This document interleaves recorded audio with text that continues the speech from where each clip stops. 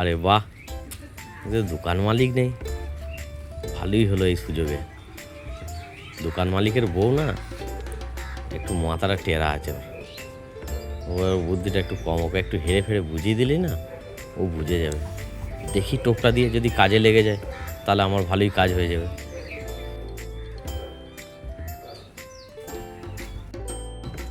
হ্যাঁ বলো, কি বলছো? আমাকে এক প্যাকেট সিগারেট দাও তো। কি সিগারেট? ওই নেভি কার্ডটা দাও এক প্যাকেট। আচ্ছা দিচ্ছি,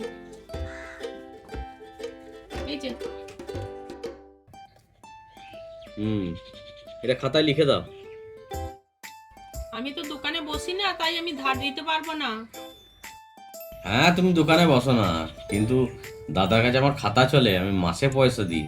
আমার তো বাকি দিতেই হবে, কিছু করার নেই, আমি তো পয়সা নিয়ে আসি নাই। আমি তো বাকিতে নিয়ে ওই জন্য খালি হাতেই এসেছি। লিখে দাও লিখে দাও, দেখো আমার নাম আছে বিমল, আছে, লিখে দাও তুমি। ঠিক আছে, আমি 100 টাকা খাতায় লিখে দিচ্ছি, কিন্তু কোথায় কি লেখা আছে তো আমি জানি না। তোমার নাম দিয়ে বিমল, 100 টাকা। বলছি তোমাদের বাড়ি ওই যে ওই সামনে ওই দুটো বাড়ি পরের বাড়িটা তো? হ্যাঁ গো, তোমাদের বাড়ির ঠিক দুটো তিনটে বাড়ি পেরিয়ে আমার বাড়ি পড়ছে। তুমি আমার চেনো না নাকি? হ্যাঁ জানি তো। সিগারেটটা নেবো, এক কাজ করো, তুমি সিগারেটটা ফেরত নিই না। ঠিক আছে, নিতে হবে না। তাহলে সিগারেটের দামটা তো তুমি খাতায় লিখে রাখলে আমার নামে, তাহলে 100 টাকা ছিল ওটার দাম, তাহলে তুমি আমাকে নগদ 100 টাকা দাও।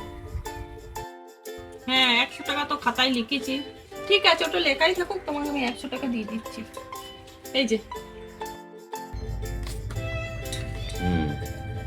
ঠিক আছে, তুমি একটা কাজ করো, 100 টাকাটা নাও, ওই নেভি কার্ড সিগারেটের প্যাকেটটা আমাকে দিয়ে দাও। হ্যাঁ না,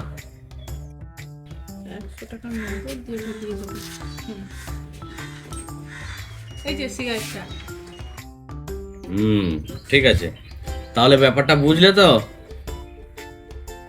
আমি তোমাকে 100 টাকা দিলাম, তার পরিবর্তে তুমি আমাকে মালটা দিলে, তাহলে পরে খাতায় কোনো বাকি রইলো না, আমি কিন্তু সিগারেটটা নগদেই নিলাম।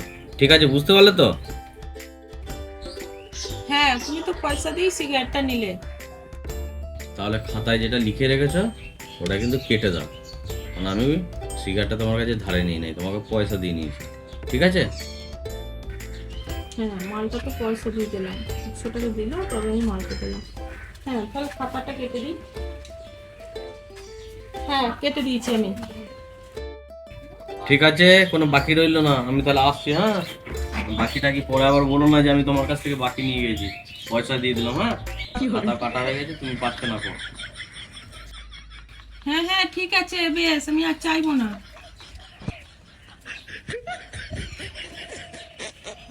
কি করে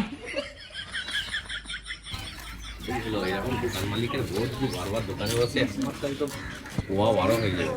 আমি জানি যে দোকান মালিকের বউ একটু বোঝাতে পারলি হয়ে যাবে। দোকান মালিক নাই, এই সুযোগটা বেশ আমার ভালোই কাজে লেগে গেল। দেখা যাক, আর যদি সুযোগ পাই।